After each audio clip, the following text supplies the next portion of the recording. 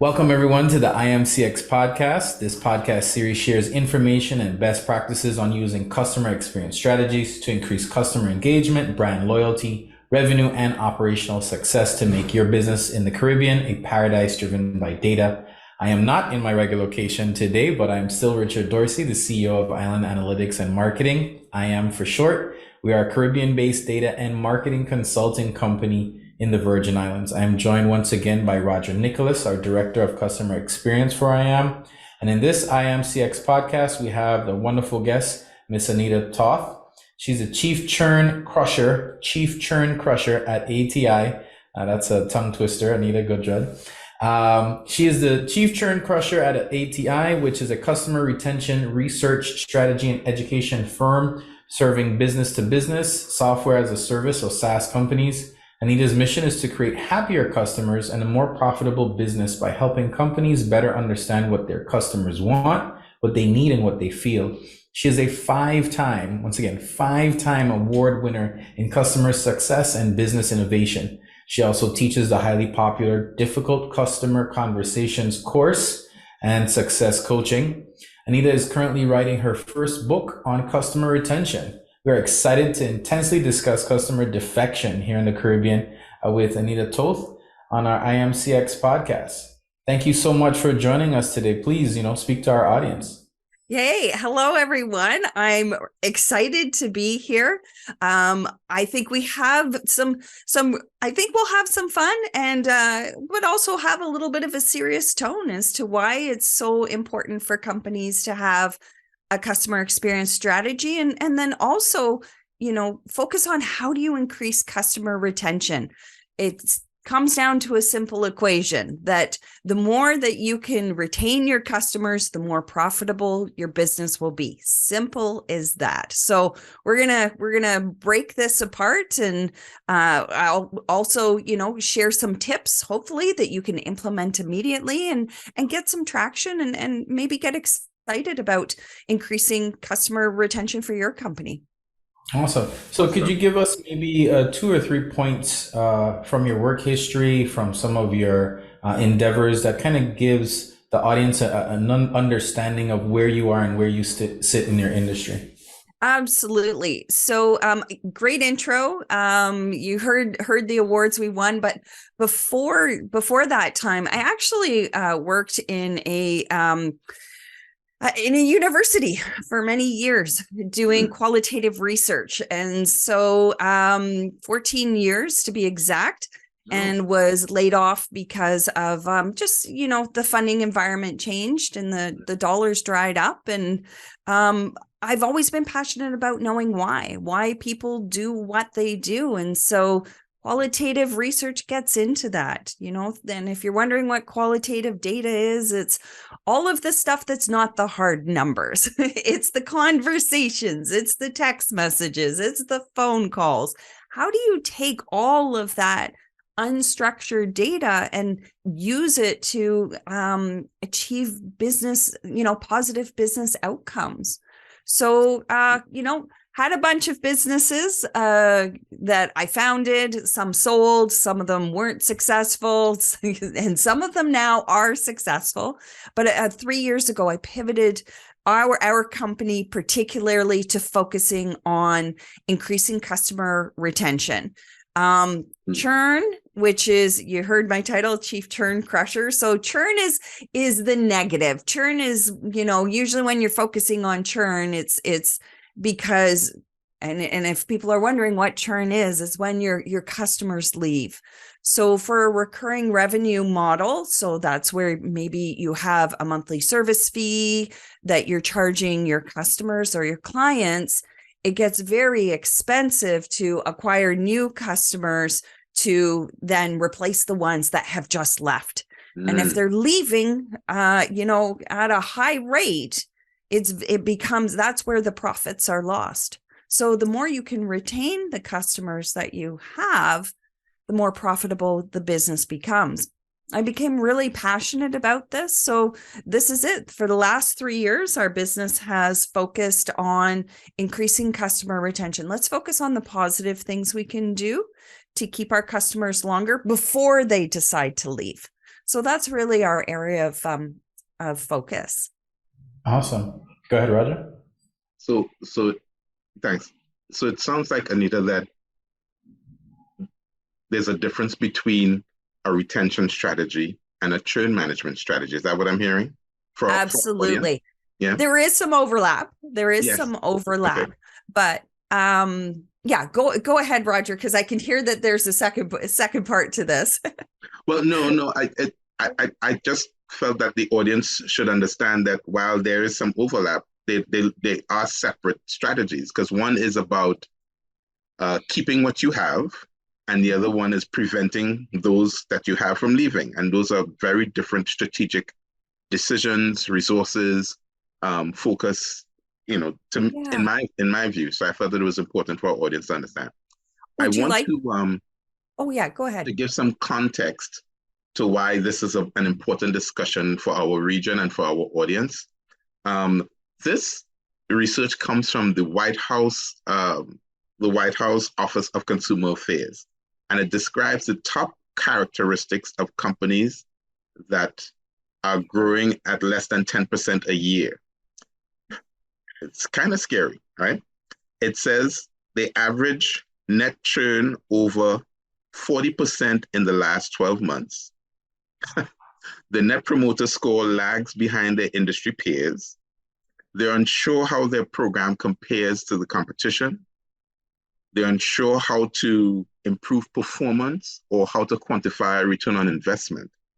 And the last one, is that it takes months or longer to act on customer feedback.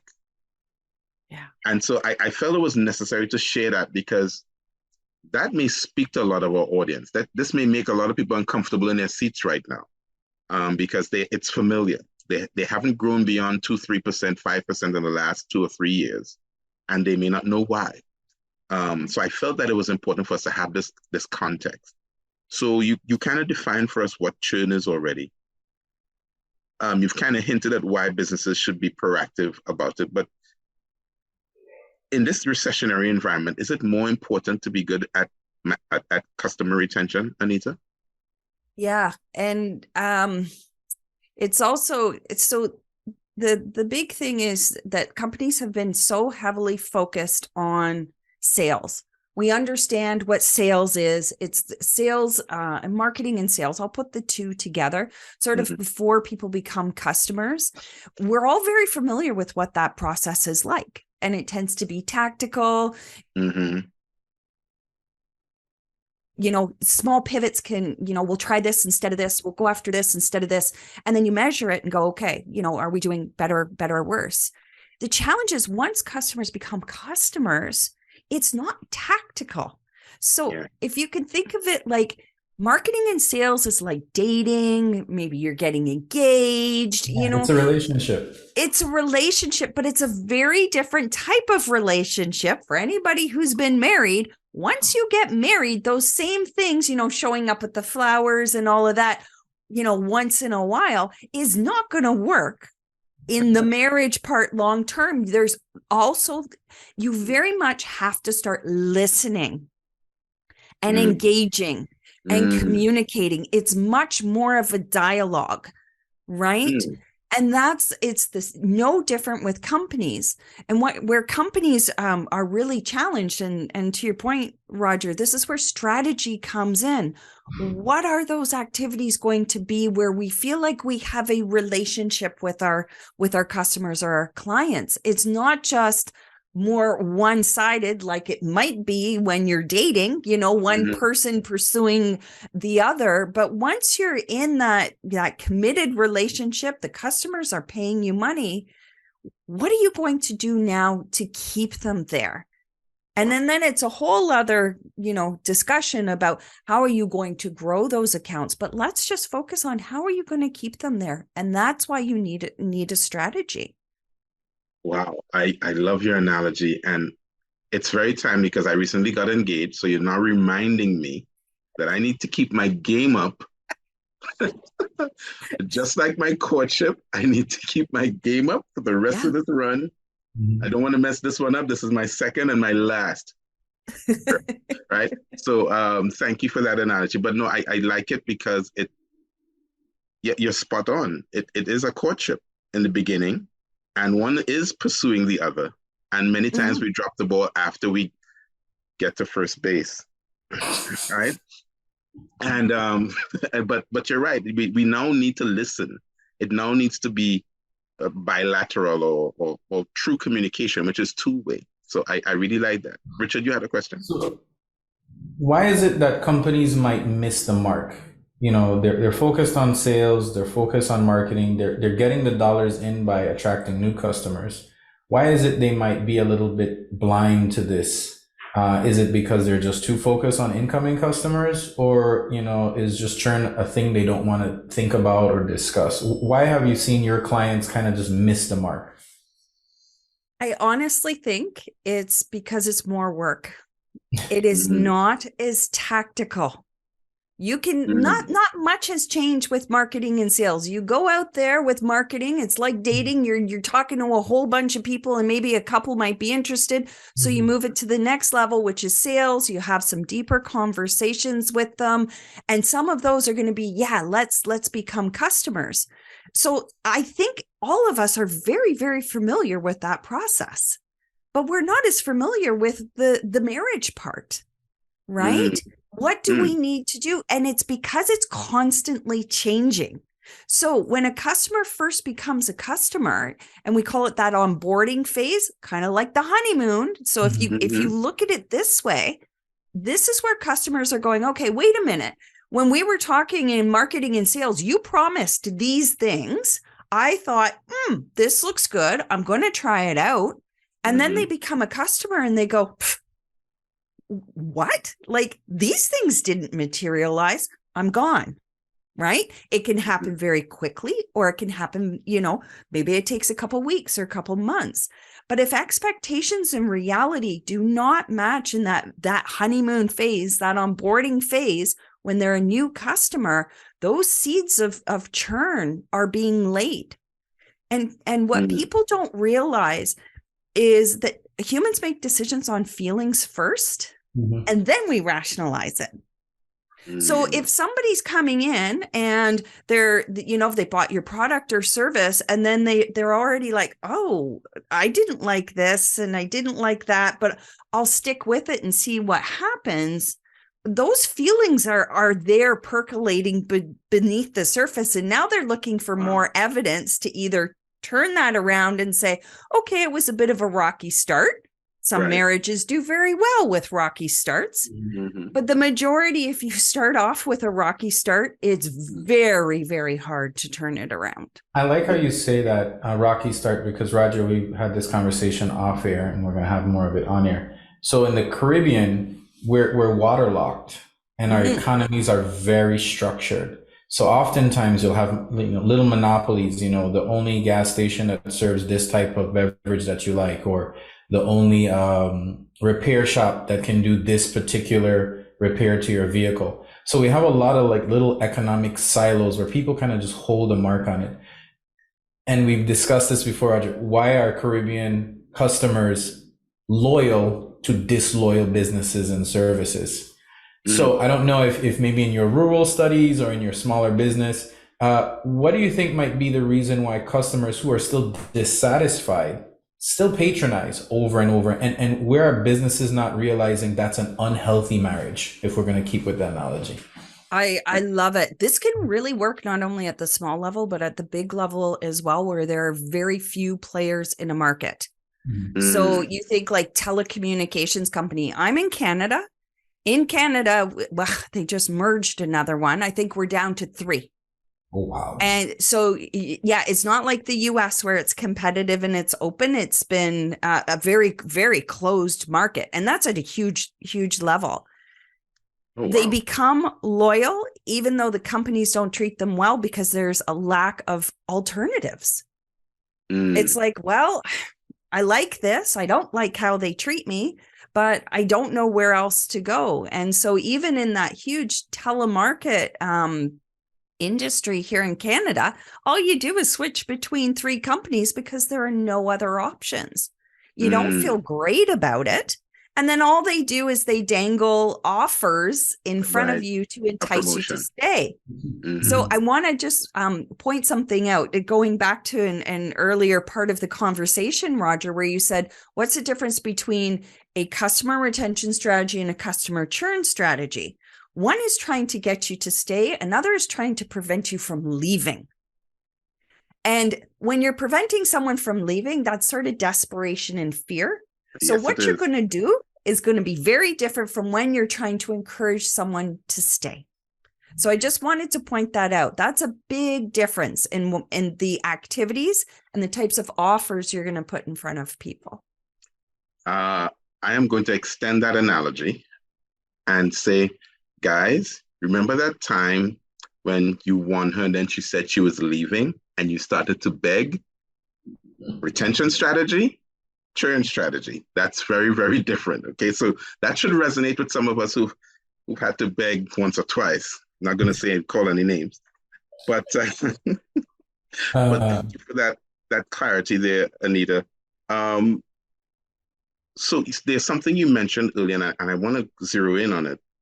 You mentioned, and I read an interview that Dan Gingis did recently that mentioned that 20 to 70% of customers who churn within the first 30 days. I'm sorry, 3 months, 90 days, he said, 90 to 100 days. Is it really that short of a window that we have to save our marriage, our relationship with the customer? Yep. And that's what we were talking about earlier, that onboarding, or that's the honeymoon phase. If you think about it, I believe we're going to be offering a resource with this, and in that you will see, what the customer relationship looks like. And that honeymoon phase, expectations are really high. So there's something called, the buyer's journey.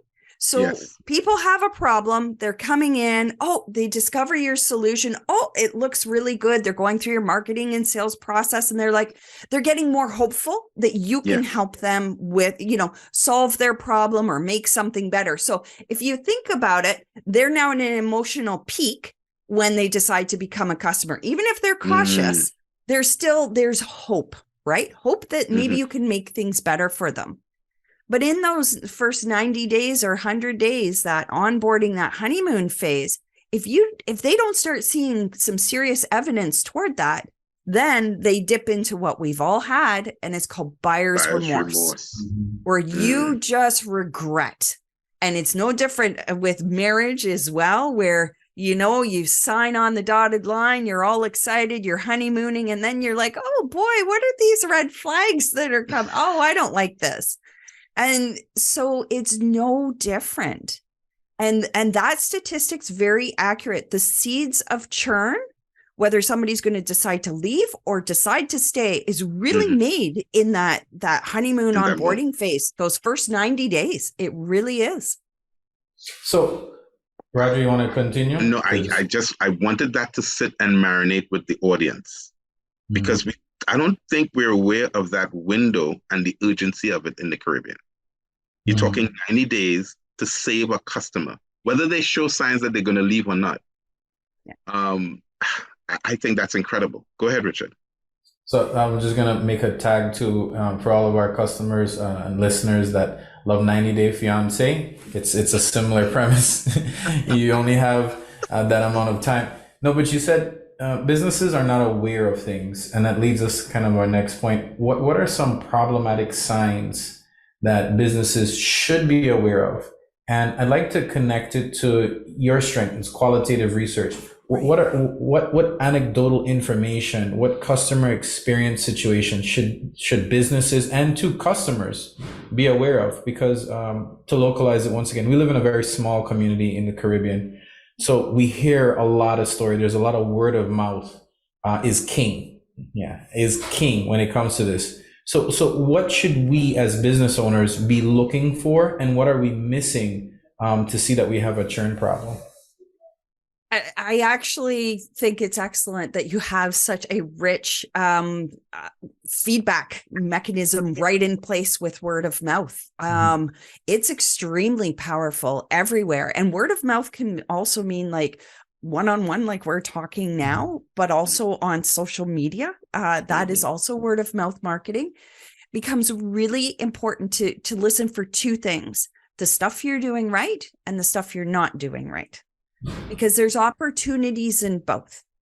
And reach out to those customers. You don't have to reach out to every single one of them, but if you're hearing positive and you're hearing negative, make a decision and say, okay, we're going to every month reach out to 5 of the positive people and 5 of the people who are saying negative things, and speak a little bit more with them.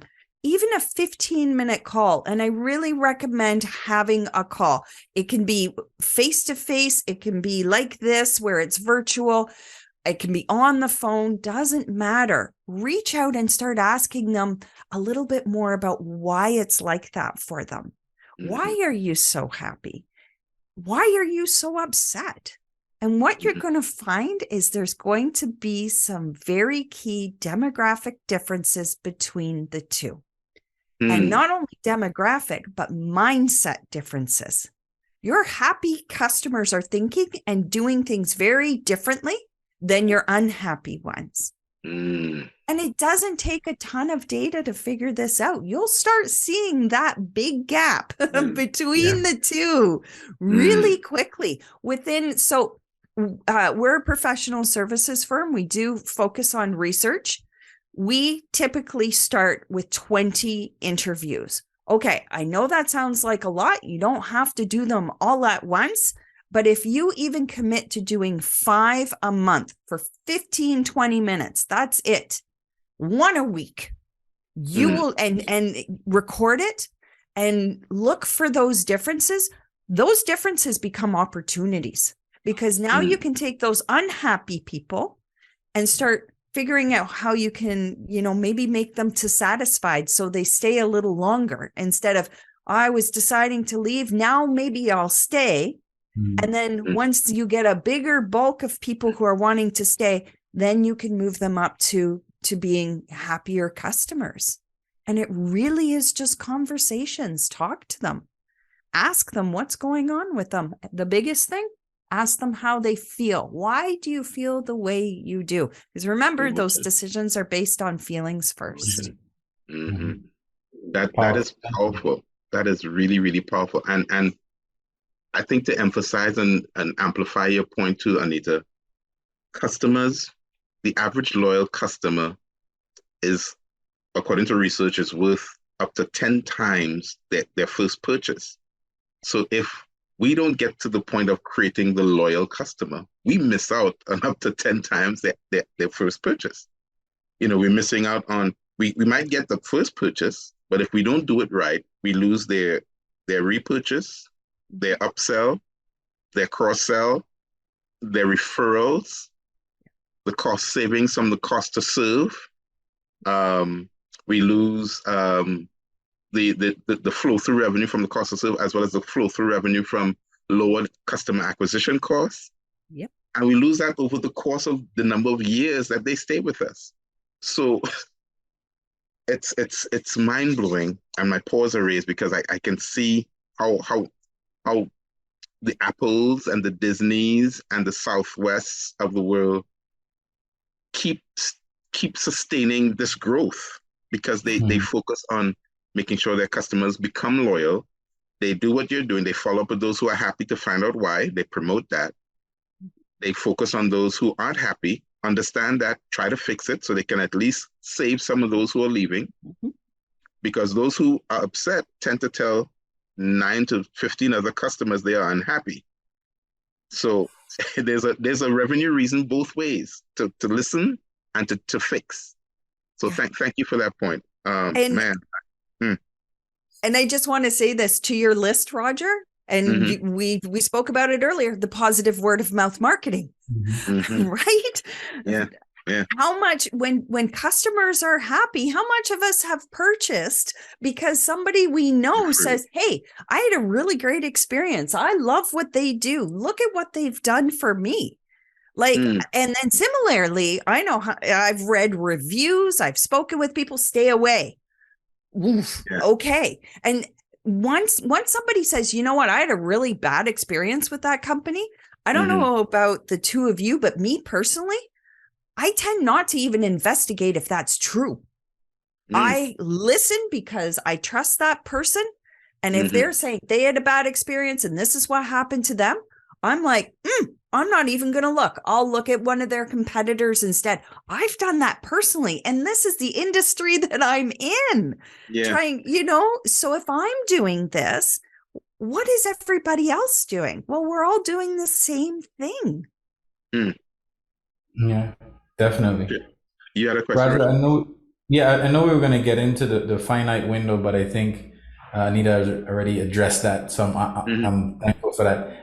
What are some tactics that you think companies must do, not should do, must do to improve churn rates?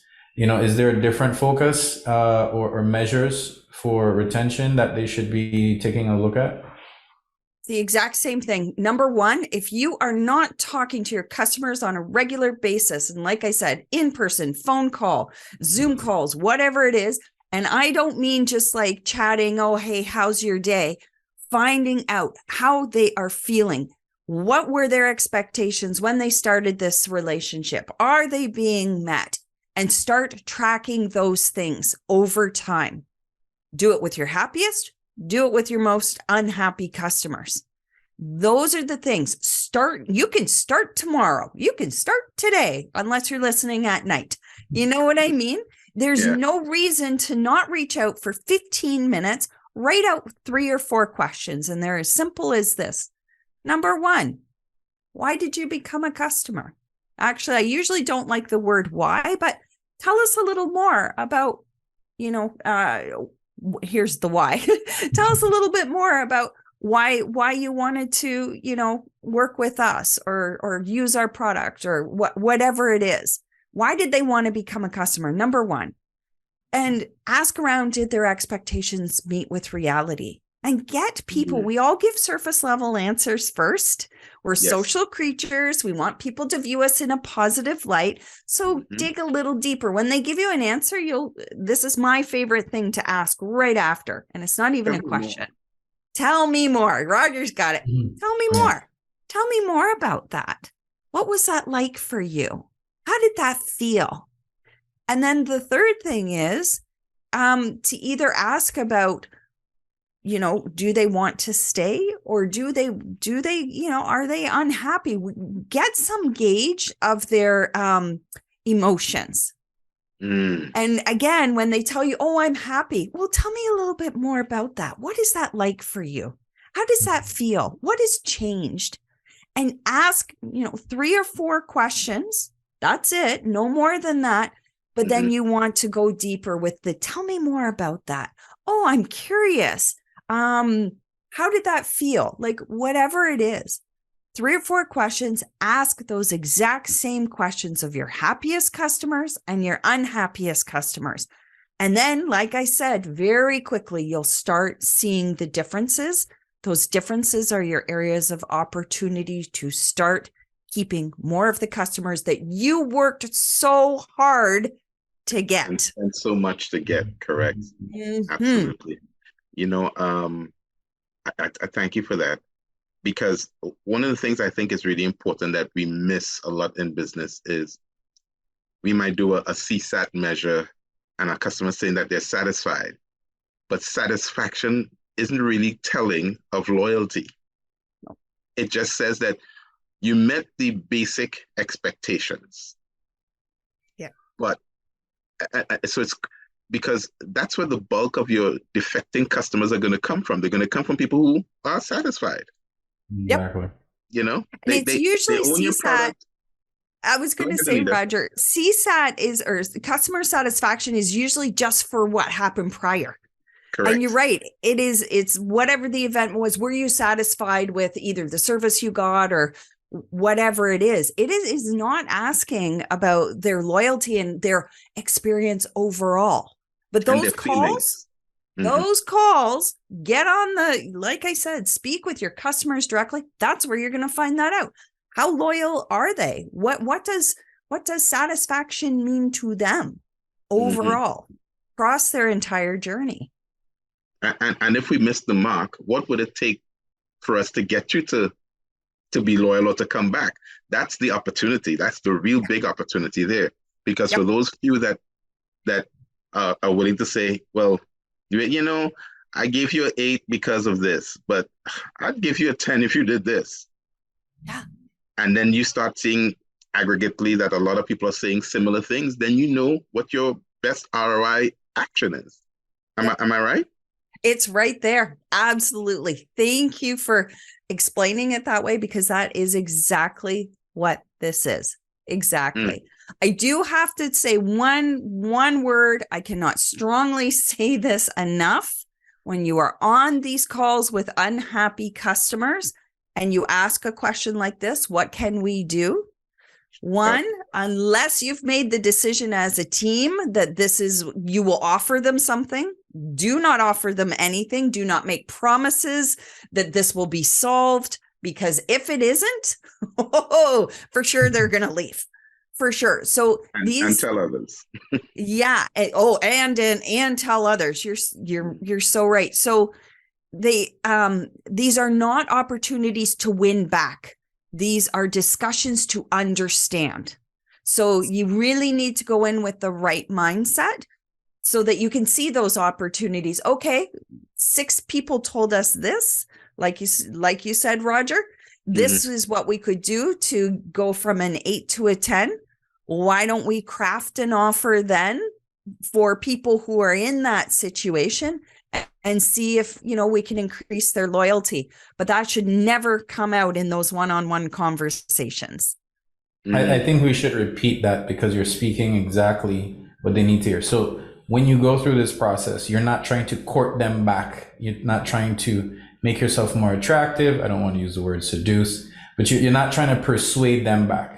You need to let that go and just accept it as criticism and critique to fix it going forward. And in speaking to owners and managers, I believe we're going to get here eventually. What are the type of conversations that you're having with either C-suite or senior management so that they can wrap their head around this? Because initially what you said is people avoid this, owners and business managers, because it sounds like a lot of work. Yep. Data, quantitative or qualitative, it's still scary numbers and people just shy away from it. So what conversations do you have with to either encourage them or persuade them that this is something that they need to pay attention to? Well, one of the most powerful things about having conversations like this, particularly if they're virtual, is that you can ask permission to record. And if you can record them, what you can do, and this is what we do with our clients. So we run these customer interviews on behalf of our clients, right? And when we're reporting back to our clients, we take little snippets of the customers in their own words saying, hey, this is what it would take to take me from an 8 to a 10. And then when you take 2 or 3 of those and you go and you present it to the C-suite, it becomes much more difficult for them to refute it or to pass it off as just, oh, that's anecdotal. Well, okay, it might be anecdotal because there's only 3, but hey, we've spoken to 15 others and they've said the same thing. And we suspect as time goes on, we're going to hear this more and more. And once it comes out of the customer's mouth themselves, it gets very, very difficult for the C-suite to just dismiss it. Yes. So further to that, Anita, would you suggest, because I've suggested this to clients in the past, would you suggest that they, after a few of those conversations, do take a portion of their customer base and do a quick survey to find out how consistent that is? Perfect. Because that can amplify those 3 snippets you show C-suite. Yep. If they're quick to say, well, that's just 3 people, that's just 15 people, actually it's 100 people. And that was just for this quarter for new customers. That's not the entire database, but that's a problem. That's a problem they can't ignore. Okay. So wow. I love that you brought this up, Roger. And for those listening, you can't see me nodding my head or how excited I am. If you're watching this, you can. Interviews are deep, but a small number. And then most companies use surveys wrong. They really do.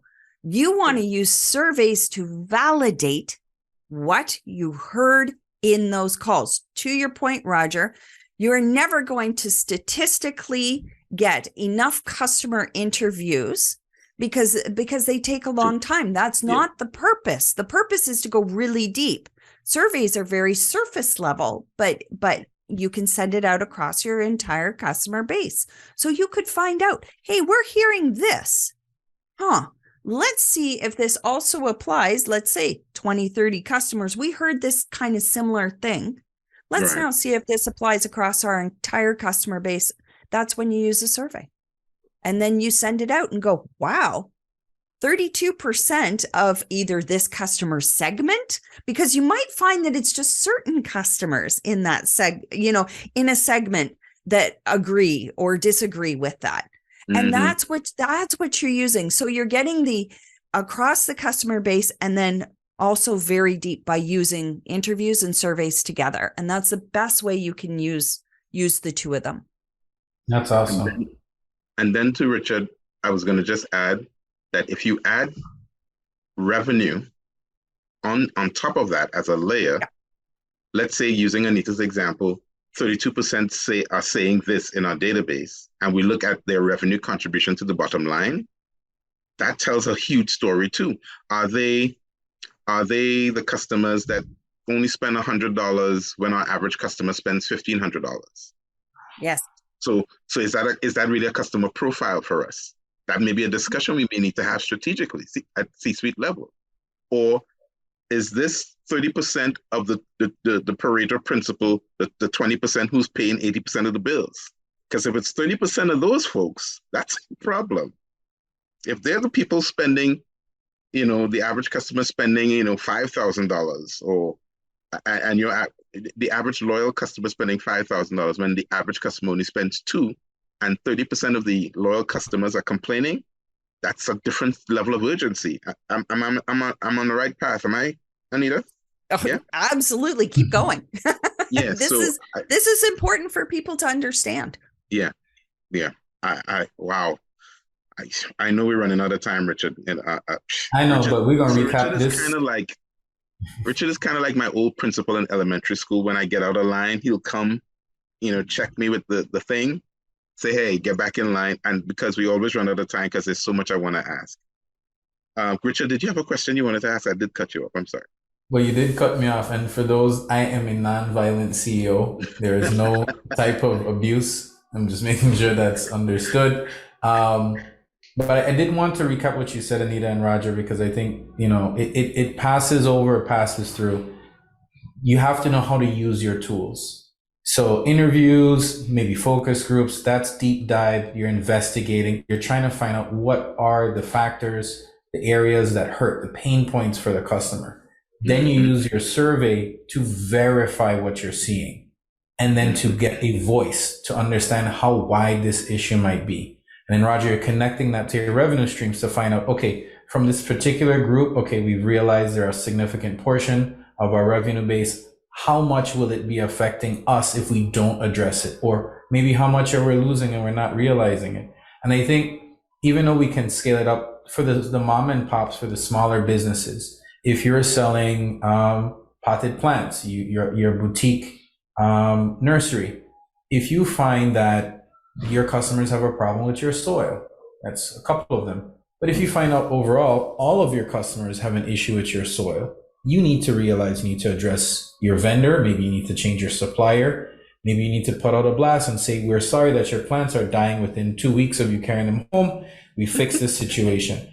But going back to what you said is, in that interview, in that focus group, you don't try to fix that problem and say, okay, we're going to switch. You want to make sure you understand the problem, you diagnose the problem, you have a valid solution, and then you roll that out. So I just want to make sure is the process tree correct so that people who are just taking bits and bytes. Okay, great. Yes. Go ahead. Yes. And that is the entire process. That's your strategy. That's part of your strategy right there, is using those tools to gather that information to make better decisions. And those better decisions will then positively impact your bottom line. AKA we make more money. So my You got it. business, we make Yes. more money. Yes. I think, Yes. you know, in the Caribbean, we have, I won't say the name of the company, but we have companies that are okay with making X amount per year Mhm. because of the small economy, whether, you know, it's just how the nature of business. But one of the things that I've seen in my region is I'm a lover of sandwiches. I love them. Local sandwich shops will be okay with a certain type of customer, but then you'll have Subway that will walk in. You'll have these major franchises that will come into the Caribbean market. And then all of a sudden, they're taking a large portion of your customers. They're offering services and products that you don't offer. And it's like you kind of accept the fact that it is the way it is. It's big business. I'm just a small mom and pop. What you're saying today is there are tools that regardless if you're a 500 million revenue company or 5,000 per month, you can figure it out and increase your ability to retain your customers. Absolutely, you My can. small businesses there. And that's the whole point, is that it's not an inevitability just because Subway could open up next door. It doesn't necessarily mean your business. We had it. So I have a small shopping plaza across the road from where I live. And we had a massive retailer come in. And then we have a local store that they have the same products. Okay. And people were really scared of this little store going out of business because the behemoth is literally like 50 meters away. Like they are like right in each other's necks almost.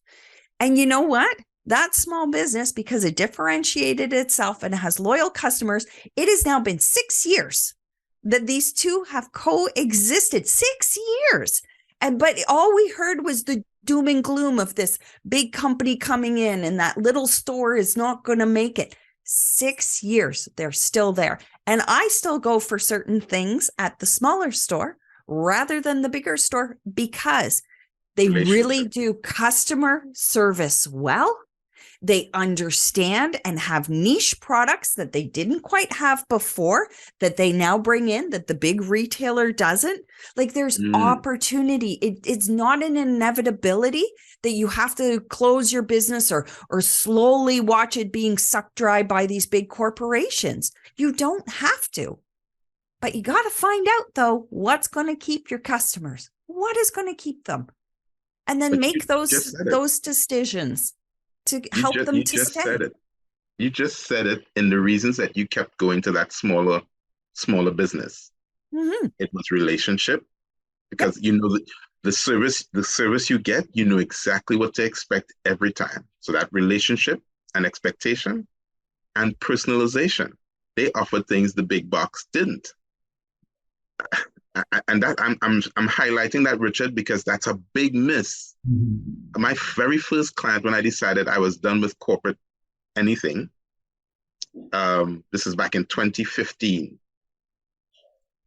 it was a coffee shop. I used to go there. When I decided to quit my job, I used to go there, and they had internet, Wi-Fi, had decent smoothies and nice vegetarian sandwiches. I was trying to be a vegetarian back then.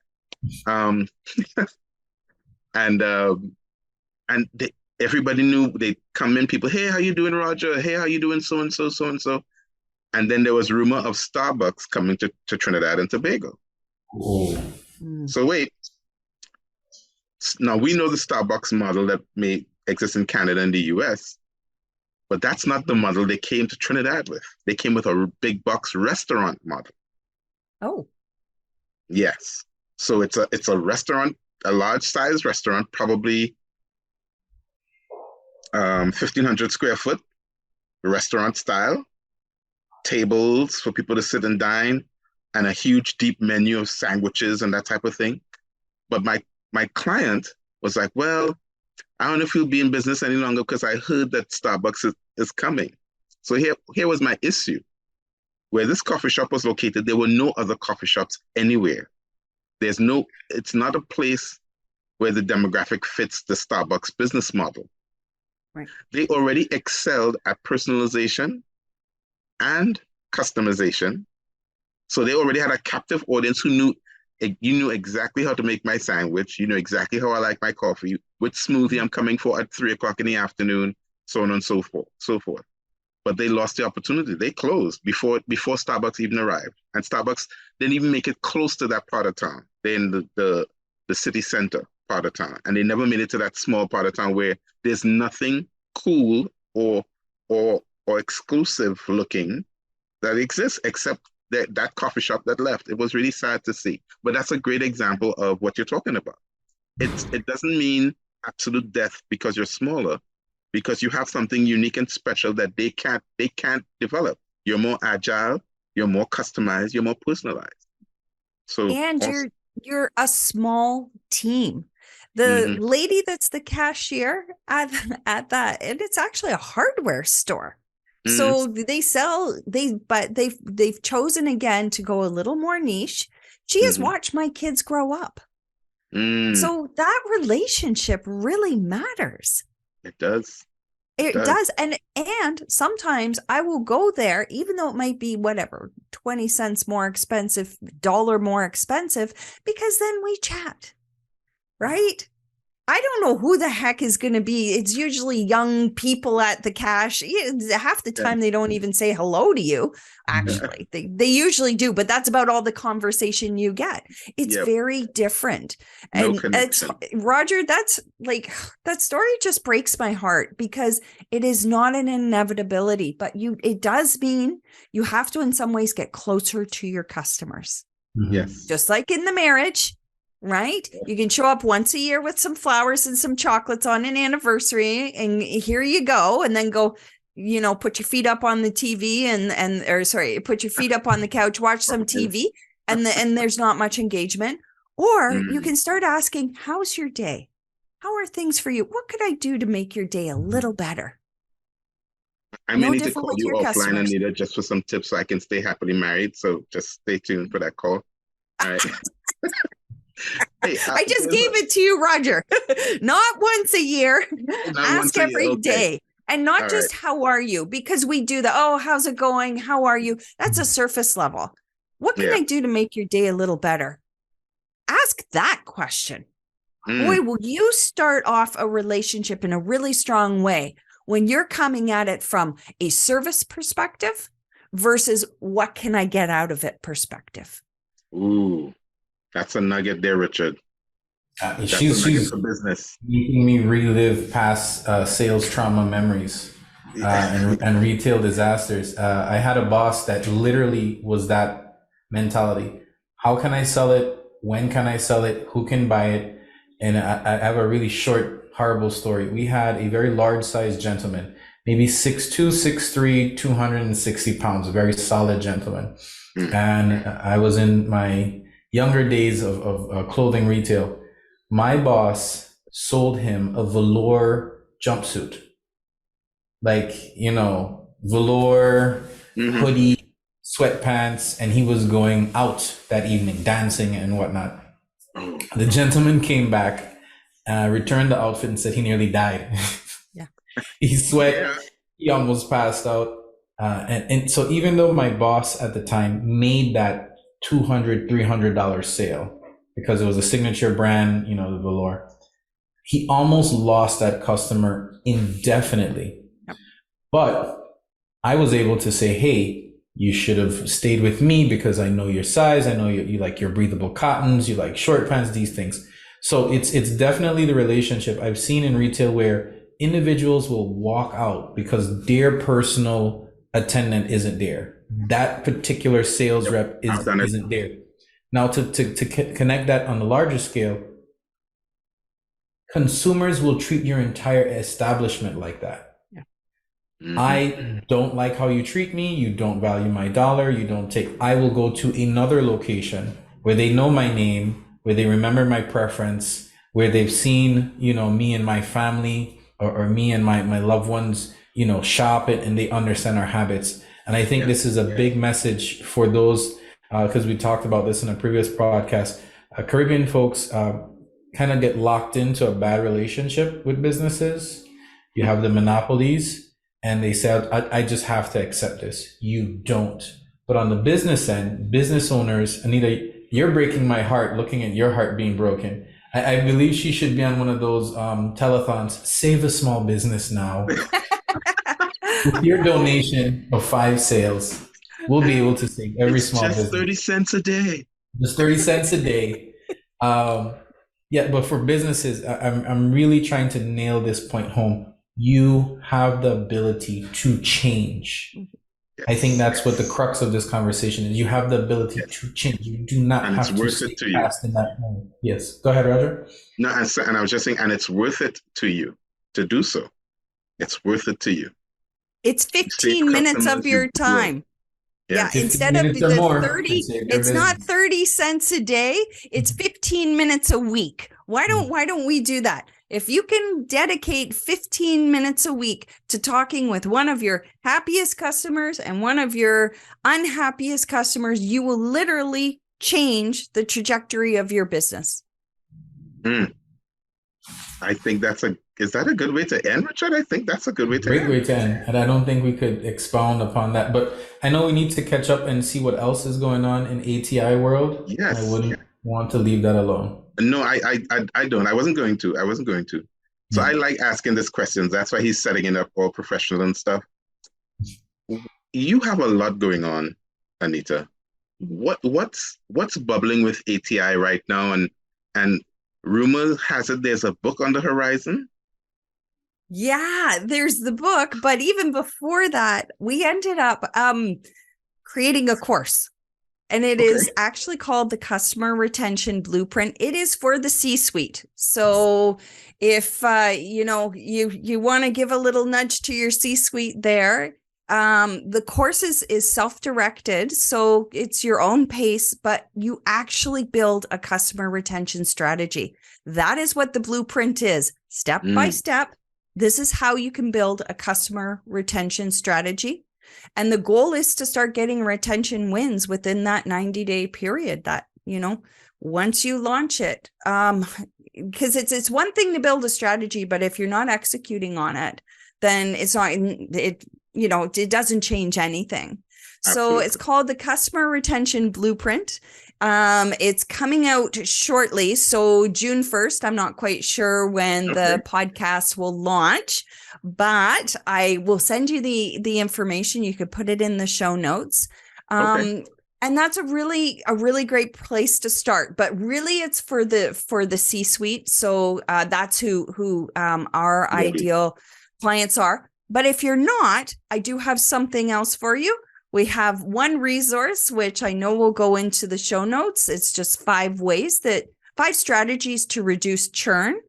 Yes. And then on top of that, we also have a blog, and there's a 9-part series. You can just read it on your own time, which will also help you understand why customer retention is so important and guide you to building your first customer retention strategy. So only the course is paid. Everything else is free. And no, you don't have to even give your email for this. Okay. Like you can just go to the site. We do not gate our content. You just go and freely take as much of that information. If it's going to help you, that's what matters most to me. Amen. Amen. You just preached right there. I'm ready to pass the basket for tithes right now. That's I love that message. Thank you. Thank you for sharing you and your resources with IAM's audience. We love that. So tell us about the book. The book. Oh, I don't even know yet. If you can. I don't even know where it's going to go yet, Roger. This course was unplanned. The other thing we are launching, which will be once we sort of, the course is done, we're going to be promoting it shortly.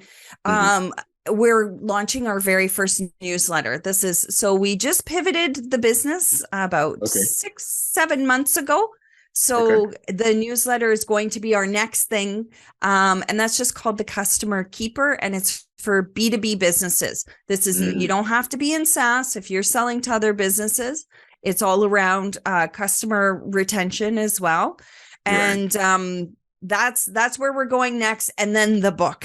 So we got a couple other things first before we hit the book. But again, I want people, like, if you can't tell how passionate I am about this, like my hands are sweating. Like that's how I just want people to, like, you can do this. You can do this. I am your cheerleader. I am here behind you saying it doesn't have to be this difficult. Yes. Just talk with your customers, get close with them, go to our site. It's ati.ac. And the AC, I say, stands for all your customers, because that's who you're hoping to retain. So ati.ac, AC. dig through our stuff. Like I said, it's free, it's there, but make the commitment that, you want to do better for your customers. You want to do better for yourself.